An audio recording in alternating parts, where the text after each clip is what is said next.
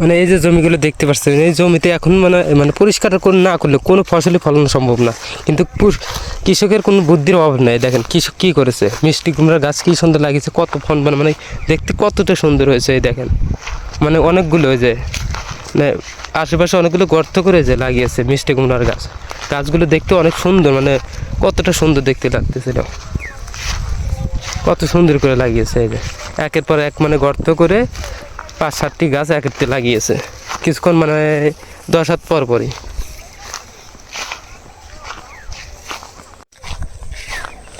কত সুন্দর এই যে কৃষক তার জমিতে যে উঁচু উঁচু করে মিষ্টি কুমড়ার গাছ লাগিয়েছে,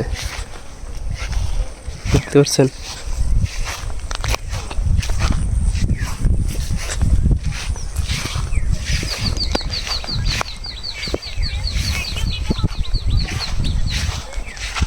মানে অনেক দিন পর এরকম প্রাকৃতিক পরিবেশে বের হতে পারছি, মানে বন্ধ থাকে না, যার কারণে এরকম বের হয় না। এখন বেরিয়েছি মানে অনেক দিন পরে এরকম একটা সুযোগ পাইছি, যার কারণে যে এখন বেড়াতে আসছিলাম।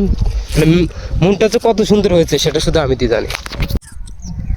আমি মানে পেশাদার কোনো কন্টেন্ট ক্রিয়েটর নয়, এমনি মানে শখ করে এমনি ভিডিও বানাই, এমনি মানে যখন সময় পাই তখন বানাই, এমনি ভালো লাগে আর কি, সেই জন্য। কিন্তু আমার ভিডিওটি যদি ভালো লাগে একটি করে লাইক করবেন, আর কিছু করতে হবে না আপনাদের, শুধু একটি করে লাইক করে দিবেন।